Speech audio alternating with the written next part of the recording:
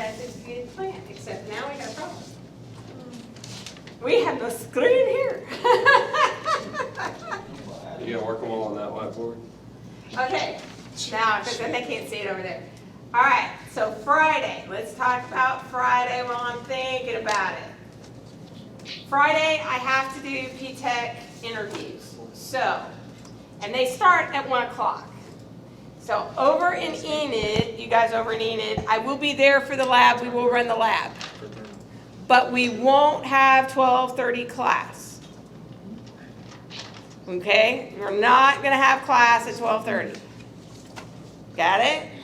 You're gonna use that time to work on the fields quiz, catch up on homework, and I will probably end up getting a quiz on potential there as well.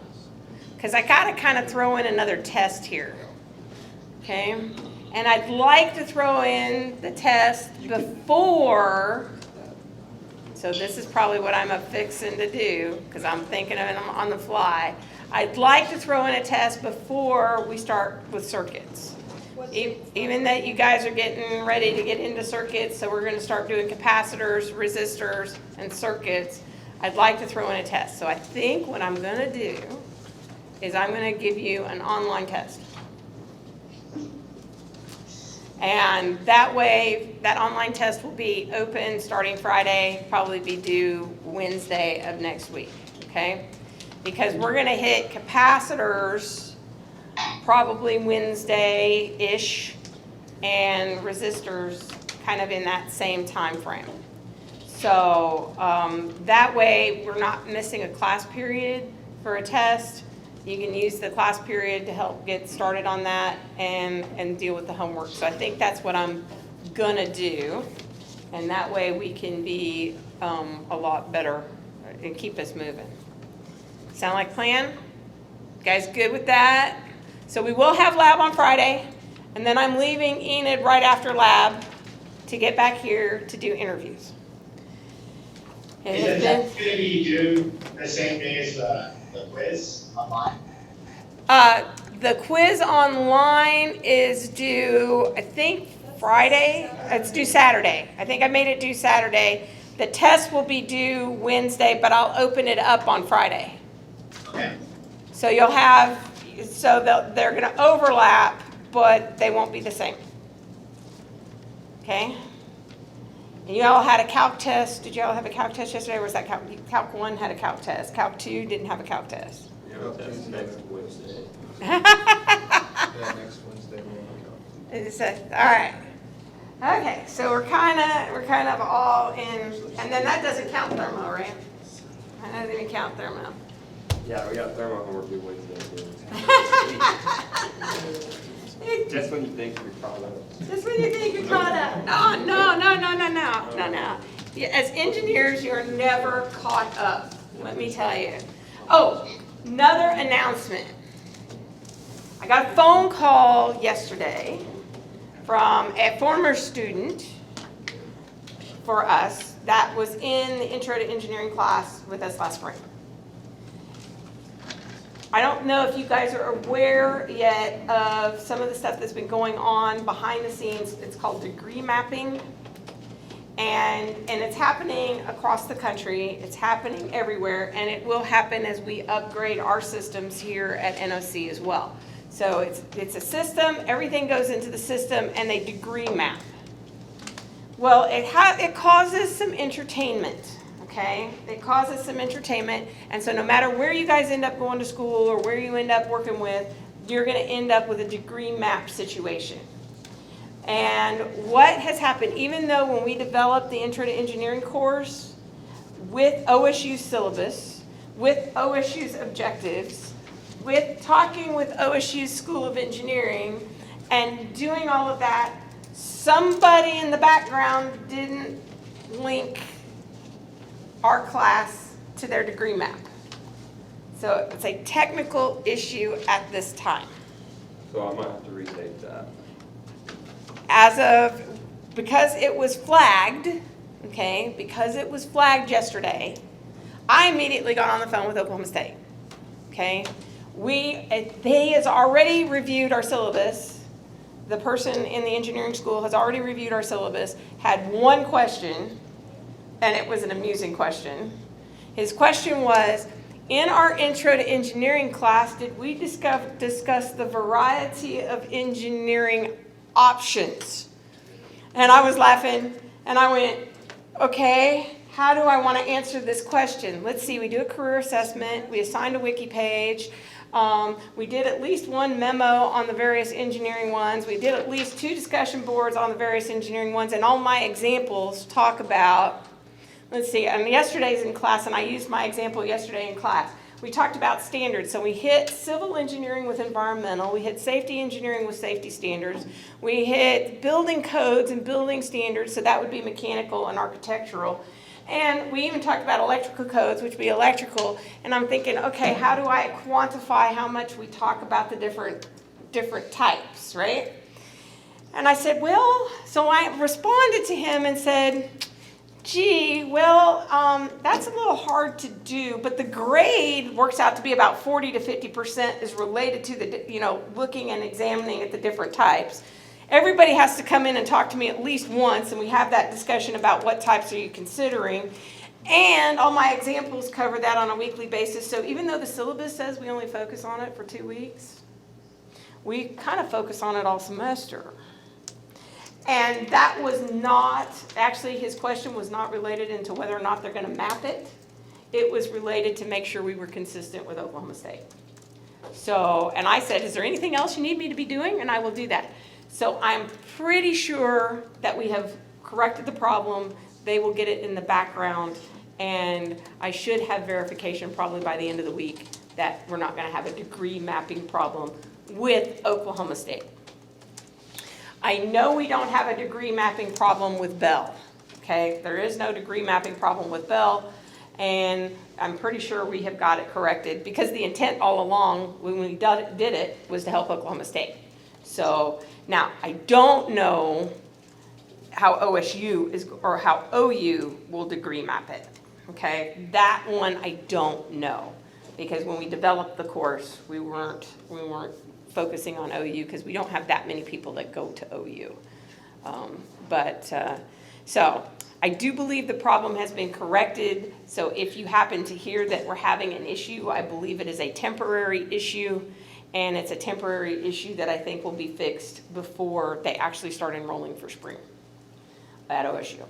So but be aware, because we are aware of other classes that even OSU has agreed to before, that their degree mapping system isn't necessarily recognizing it. And that is dependent sometimes on the school that you're going to. So for engineering, I think we've got everything corrected and taken care of. But for some of the other majors here on campus, I know that if they go over to the Spear School of Business, things don't degree map exactly the same way as if you're over in Kasner, which is the School of Agriculture, Arts and Sciences.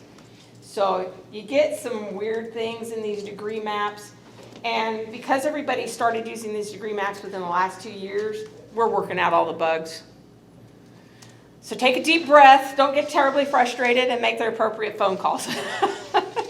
And we'll get it fixed, okay? But that also be aware of any other schools that you may transfer to. And that's one of the situations that we do have. So that's a life lesson learned. And I think we've got it, like I said, I think based on my correspondence yesterday and emails yesterday, I think it's a very, very temporary problem. And I don't think you will have to retake it. Sweet. I mean, I already have my book report done, but. So No, I did it last semester. yeah. Most of you in here took it last semester. I have only a couple that are in this semester's. Because it didn't fit in the schedule or there was a variety of other reasons, but most of you took it last semester. All right, so we're going to start talking electrical potential, okay? So far we've got force, right? That's K, Q, Q, R squared, and it's related to our, in the R direction. We have our electric field, which is Q I did it backwards.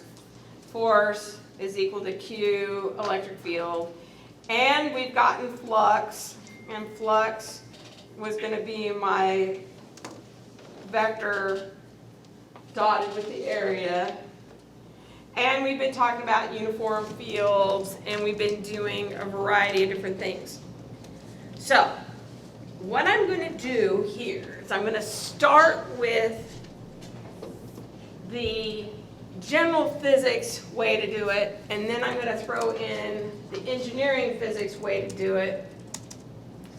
And you're going to be able to see it conceptually as well as see it mathematically the way the book does it. So if I look at this,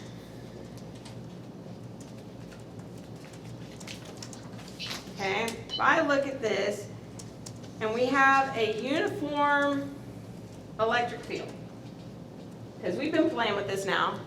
By the way, this hunky-dory thing right here is a capacitor.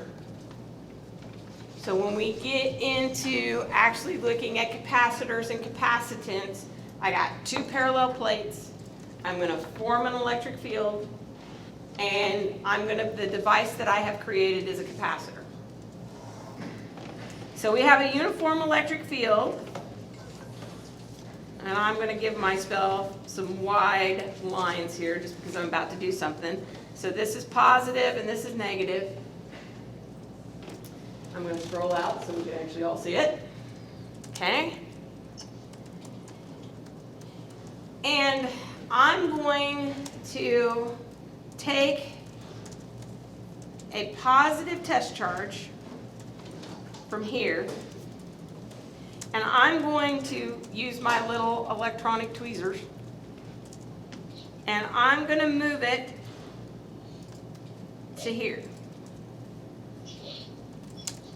Now, remember, if I'm dealing with the Earth, scroll out a little bit more. Oh, that's as far as it scrolls out. So remember, if I'm with the Earth and I've got a mass, and I move my mass from here to here, I've done work. Right?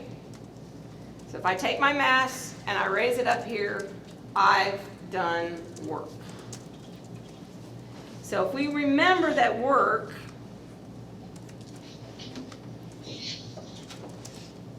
is a dot product with force and distance.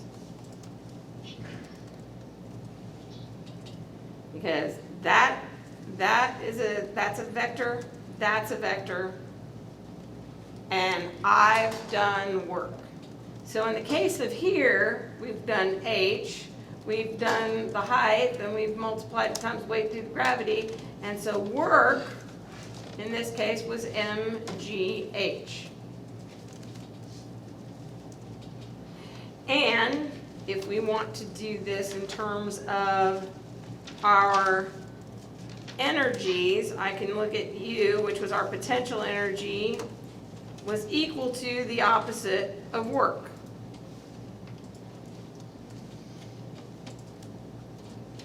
Something that you see in thermodynamics as well. Because thermodynamics is energy. Okay? Well, if I take my tweezers and I move my positive charge from closer to the negative one, and I move it up here to the positive one, guess what I've done? I've done work. Okay? I've done work. So, guess what? Here comes the really fun part, right? This is vectors. Why did we like doing work? Because my vectors went away, right? My vectors went away. And so if I start here, okay, so if I go back and look at work as our force dot product with distance, and remember that would end up being force distance cosine of the angle, and if I wanted maximum work, cosine of the angle is going to be 1. But in this case, so if I'm doing this, I'm putting in my force, which is EQ, or QE. And there's my distance. So my work, maybe, okay, there we go. Did anybody see what I did? Okie dokie. We have gremlins today. It's all right. So I can get this, and I'm looking at, this is a change in energy, just like I saw with my mechanical system below. Okay? Just like I saw my mechanical position below. Now, we're going to end up looking at two different concepts. It's going to be just a hair different than what we're dealing with in terms of how we did it over here in potential energy, but it's going to give us a way to handle the system. So if I look at this, I'm going to get my change in energy is going to be opposite my change in work, which is going to be a negative, my force times my distance, and I'm going to end up with my change in energy is going to be minus QE and my change in distance. Or I can look at it as the derivative of U is going to equal minus QE D, and we'll do it as S or R or X. Okay, so we can integrate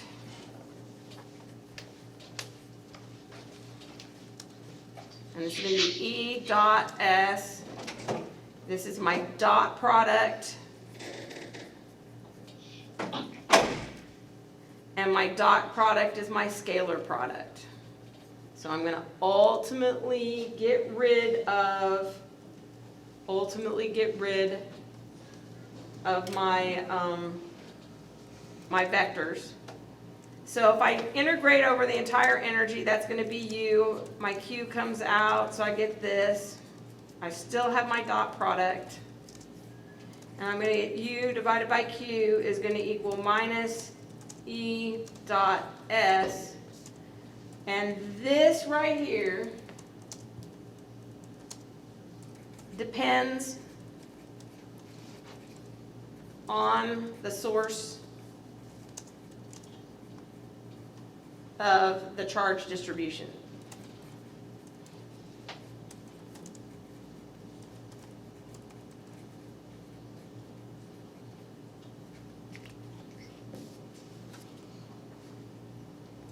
That depends on the source of the charge distribution. We are going to make a definition here that this is V.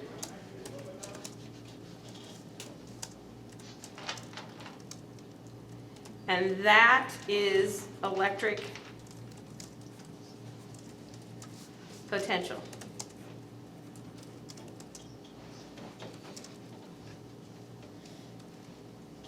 Okay? So this is something that's electric potential. And this is going to depend on my charge distribution.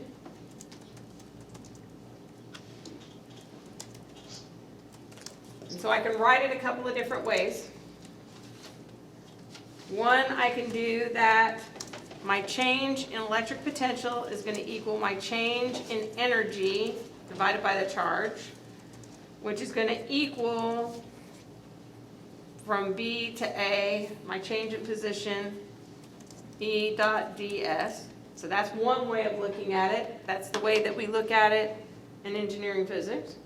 Or I can look at going from B to A is equal B minus A, which is going to equal my change in energy divided by Q, which is also opposite the work divided by Q. Okay. Now, I have been harping on everybody for, you all have had me now for a long time. And whether you had me in chemistry, you had me in physics, I have harped and harped and harped that unit analysis is gonna save your hides. I have harped on it until I'm blue in the face. Now I'm gonna throw all of that out the window. Because when we get into this stuff, keeping track of your units becomes a nightmare. Okay? So in mechanics, keeping track of your units saves your hide. In chemistry, keeping track of your units saves your hide. When you get into electricity, you just gotta kinda know it. Because what's gonna happen to us is this. So let's look at these units. So if I do change in energy is Q, right? That's gonna be joules over coulombs. Okay? Now, let's think about what's in joules, right? So a joule is a Newton meter over coulombs. And of course, my Newton now is this becomes a kilogram meter squared second squared over coulombs. And if I'm in fundamental units, I get kilograms meter squared coulombs second squared. So we get weird units. Okay? Well, we're going to simplify it, and we're going to call that a volt.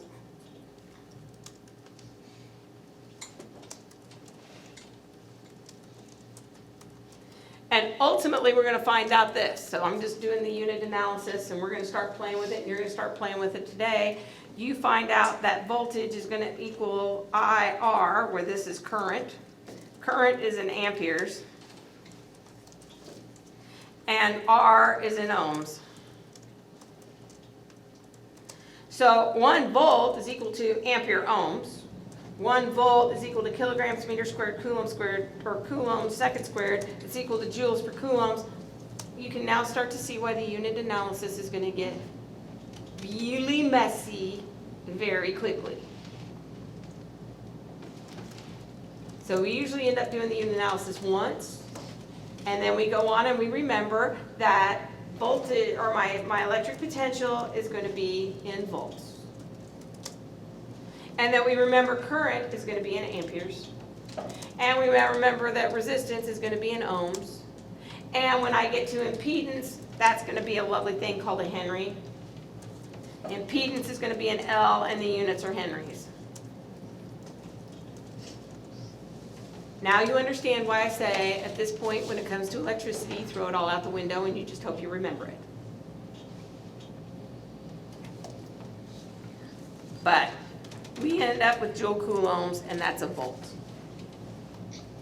So if I'm looking at my picture that's causing this, I'm going to make this positive. This is my distance. I'm going to go from A to B.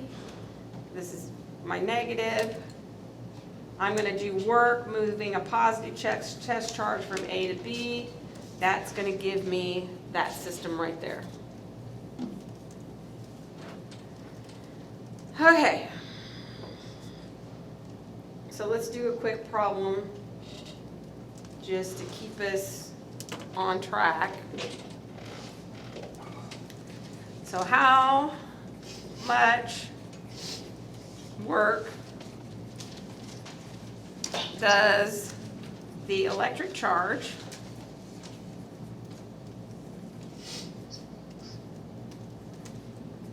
do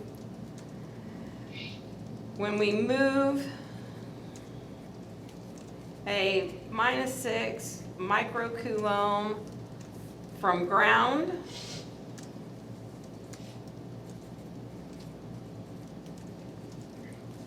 to a point whose potential is equal to 80 volts. So I'm going to go minus work is equal to QE.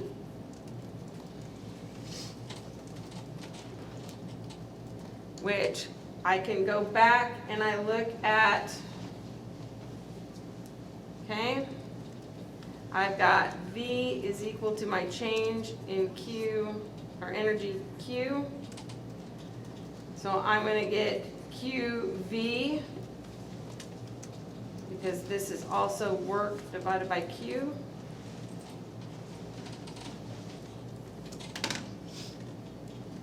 So if I've got this in here, one of these days. So I've got QV is equal to my change in energy, which is equal to my change in work.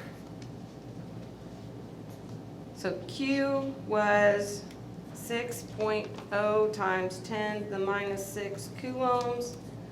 It's 80 joule coulombs, which is my volt. Ends up as 4.8 times 10 to the minus 4 joules.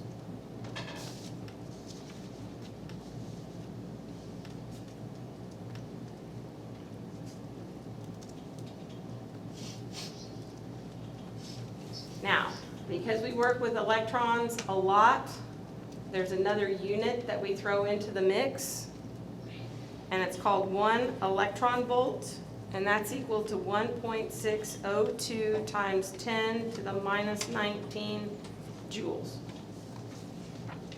And that number should look very familiar, because the charge on an electron is 1.602 times 10 to the minus 19 coulombs. So that's why we end up writing things called electron volts.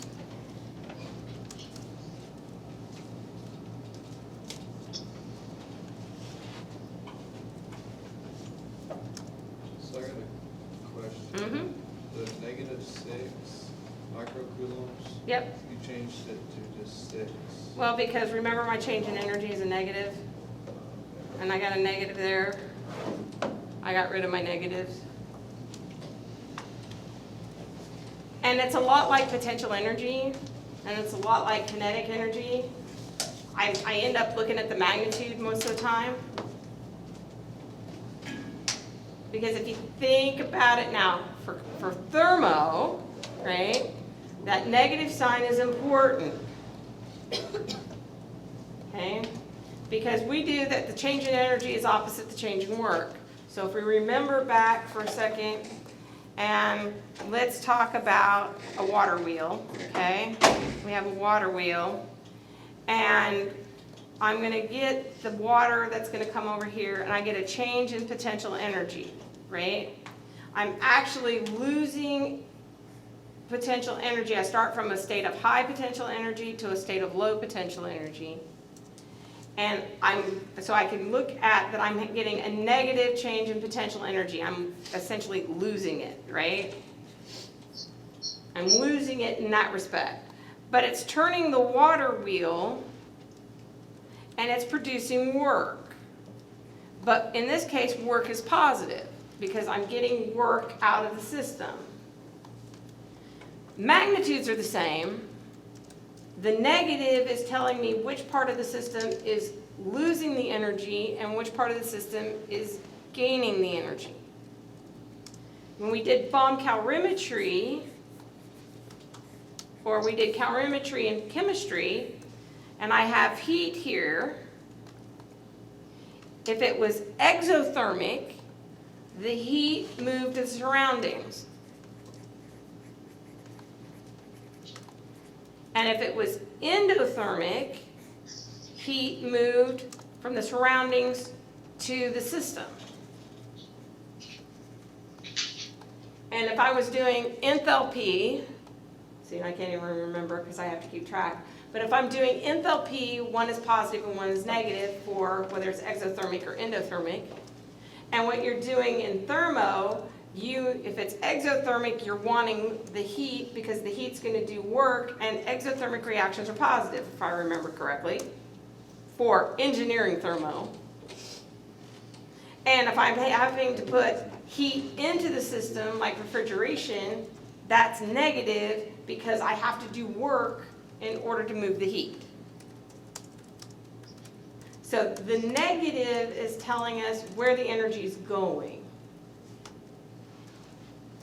Magnitude is going to be the same, except for, remember, I have conservative forces, so total energy is always going to be the conservative energy, the change in U conservative, plus the change in U non-conservative, and this is where the second law of thermodynamics killed us. Because if I can't regain all the heat, I can't keep all the heat in my system, I'm always gonna lose some heat. Okay, or I'm always not going to be able to convert all the energy into work.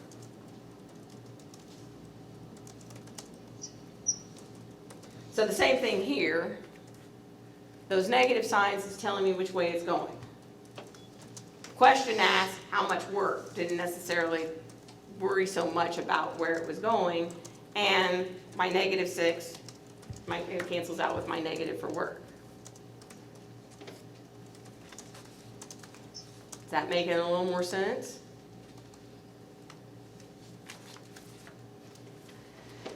So I can write work as minus QV, which is also equal to QED. Guess what? Which is why we like working in electrical potential. I get rid of my test charge. Test charge goes away. So my electric field ends up being minus V over D. So when I build my device,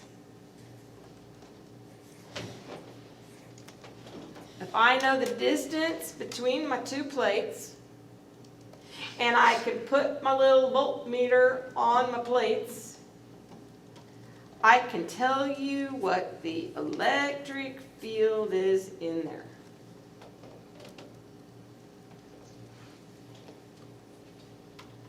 I don't have to do a test charge. I don't have to do anything special. I just have to know the distance between these two plates, and I have to look at the voltmeter, and the voltmeter is going to tell me that, and I am going to be a happy camper. Okay, so let's look at the unit analysis just because it's fun. Because remember, the electric field is in Newton coulombs.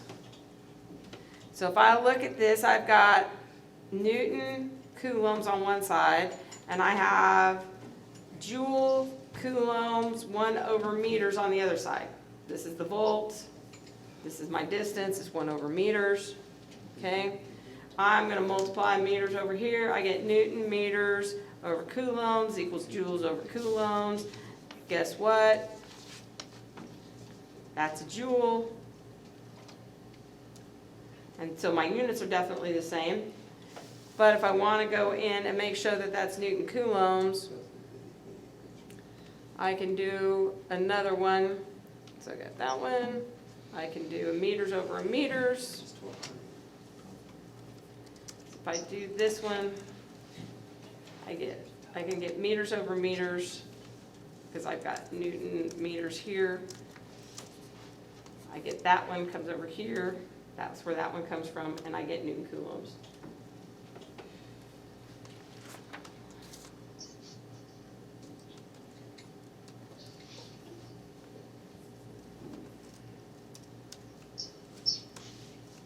Okay.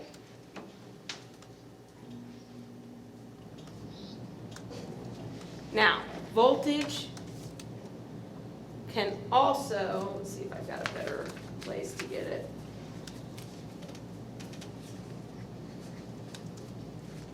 That, get that. Okay. Here's a case where we're going to do the integration once, and we're going to be done with it. Okay? Here's the integration once, and we're going to be done with it. So, we said that V minus A is going to end up being my dot product between this right here.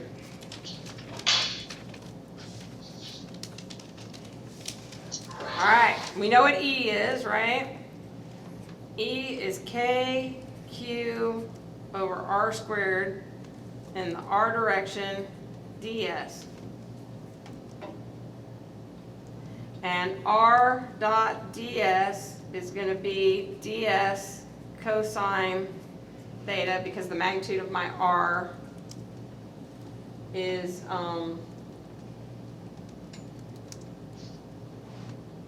related to that when I look at it because it's a dot product.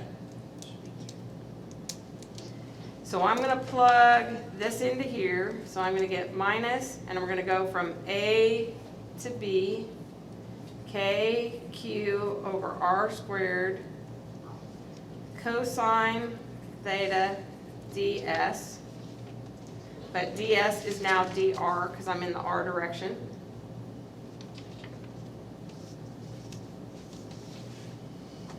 But if I'm going in a straight line, I can get rid of my cosine because my cosine equals 1 for my maximum. And now my integral is going to simplify to A, B, K, Q, R squared, dr. K, Q are not dependent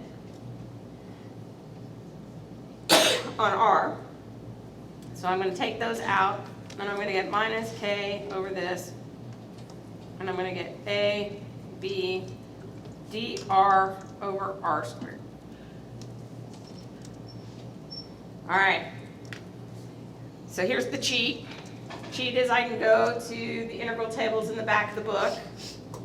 I can look at my integral tables in the back of my calculus book. I can look at it in a number of different places, and if I have an integral that is x to the n, any x to the n dx is going to be x to the n plus 1, n plus 1, provided that n is not equal to 1. If it's equal to 1, I end up with a log, by the way.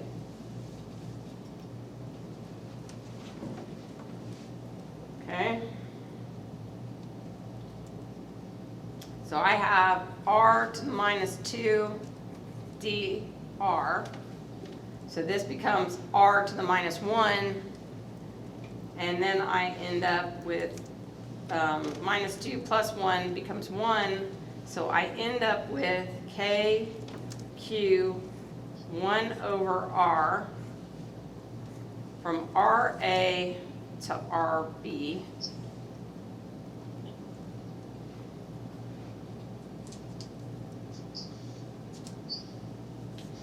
And because, here's the other one, and I end up with this negative, because this is minus 2 plus 1, that equals minus 1. Now that minus 1 makes that a positive. Okay, that's where the positive goes away. So this ends up being KQ 1 over RB minus 1 over RA. And now we're going to simplify this a lot, because if you think about how big an electron is, we can bring it in from infinity. And so if this is bringing it in from a distance far away from whatever surface that I want, 1 over infinity becomes a very, very, very, very, very, very, very small number. And this actually works out to be KQ 1 over R.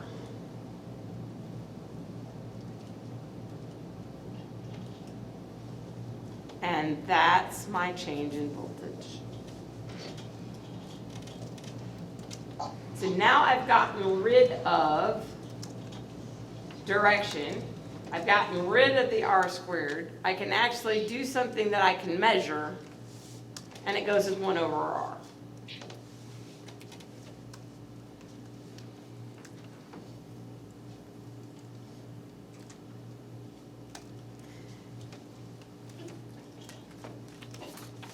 So voltage, depending on whether I have a positive or a negative charge, is going to go away as 1 over R. And this is for Q, that's positive. This is for Q, that's negative. I end up with those. Now, this means, and this gives us voltage. This is what we actually measure. So for voltage, we do need to keep track of the sign. Now for work, it was a little different, but for voltage, we have got to keep track of the sign.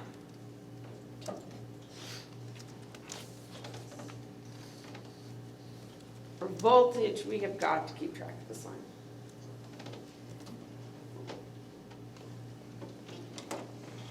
So let's look at, I think I have time to do it.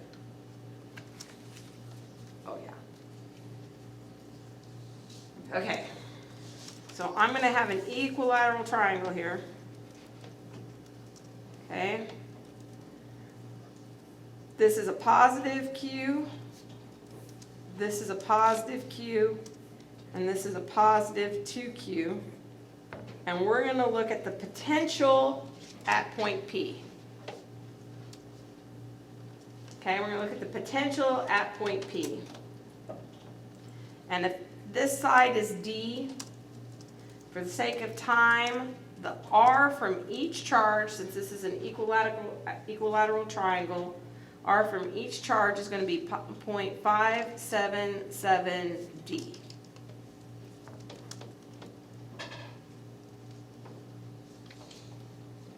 To find the voltage at that point, we're going to add up the individual voltages from each charge. So V is going to equal Coulomb's law Q, and it's Q over R, and my R is 0.577 D. So that takes care of that charge. I've got Q over R, 0.577 D for that one. And I've got 2Q over the distance 577 D.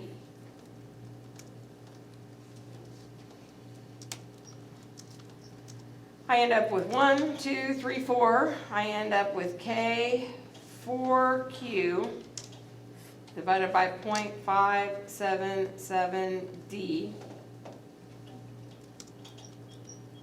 And if I play with that number, 4 divided by 577D, I get 6.93 KQD.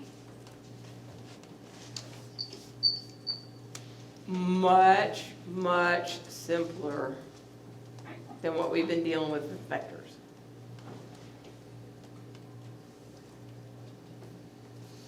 Much, much simpler than what we've been dealing with for vectors. Okay, I'm going to save that for today's Wednesday. We're not having class on Friday. We're going to have class on Monday, so I'll save it for Monday. So the 6.93 kW over D, that's a volt? That's the voltage. If I were to measure that, I would measure voltage right there. That's what I would measure. Okay. Because I can actually measure voltage.